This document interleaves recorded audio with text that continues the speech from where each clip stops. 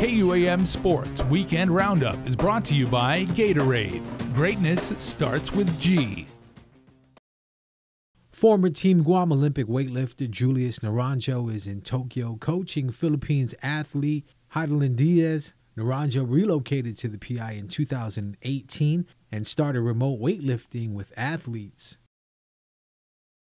We basically more so traveled abroad and we worked with other athletes from different countries. It was really interesting because I got to work with one of the best athletes from the Philippines, and then I get to work with some of the best athletes from other countries, and it just broadened my perspective of how I should adjust, how I should work with programming, how I should understand how elite weightlifters are in this setting. Julius says it's been challenging at times, but worth the work he's been putting in with the athletes. With the Olympic Games pushed back a year, the preparation was 5 years in the making. It was quite challenging, but I think the challenge was so that it gave us more time to be the best shape and to kind of go through some of these struggles so that when we compete in the Olympics, it'll be more meaningful because of the challenges and everything we have to overcome to get here. Heidelin Diaz is an Olympic veteran who has competed in the Beijing Games in 2008, London Games in 2012, and was a silver medalist in the Rio Games in 2016. Diaz was also the first female Olympian from the Philippines to medal in the Olympic Games. Just being here in itself is so amazing. It reminds me of the time I traveled representing Guam back in 2017 in the Asian Indoor Martial Arts Games.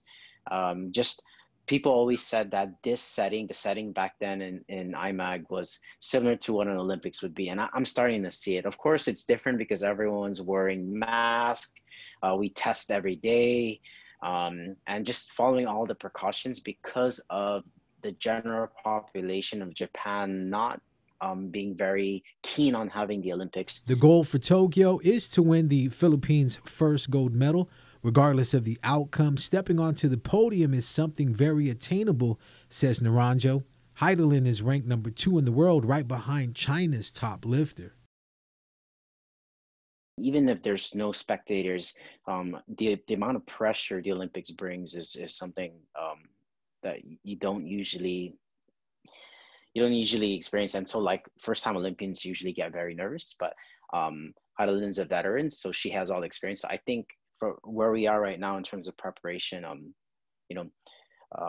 think we have a very good chance. And yes, our goals are very much attainable. How did that feel, just seeing the Guam flag there, being at the Olympic Games, being a coach for the Philippines, but still having that Guam tie? It was always a dream of mine to qualify for the Olympics for Guam, but things happen. And here I am now. So it's this journey was really tough, and just to be able to step on in Tokyo and to see my flag there, I had to stop and to take that moment to really soak it in, because yes, I'm coaching for the Philippines, but I am Guamanian. I'm from Guam, born and raised, and I always represent my country, and never forget your roots, right? So I am Filipino blood, so of course this I'm doing this for my father's side, and just trying to represent who I am, where I'm from. I want to do big things for my country and for my island. The Docomo Pacific Soccer Moms League is back at the GFA National Training Center. After being away from the game for over a year, the players are happy to be back on the pitch. Games are held every Sunday from 6 to 9 p.m. So after being off the pitch for over a year, the ladies were excited to come out again. They've missed being able to get exercise, to have fun. I think we're excited that we were able to kick off the beginning of soccer. We've been a team, and we always like to accept new members, so we have a mix of old and new all coming together, working together to get out here, have some fun, have some exercise, and to remind our kids that we're out here to have fun. There are 16 teams competing in the Docomo Pacific Soccer Moms League and the GFA's Women's Recreational League. The creation of the league is a success story for the women's program, providing opportunities for women and girls to reap the benefits of playing the sport. The experience is great. I mean, being able to come out here and play with a team, learning more about the sport. I do look forward to continue on with this soccer league, Moms League.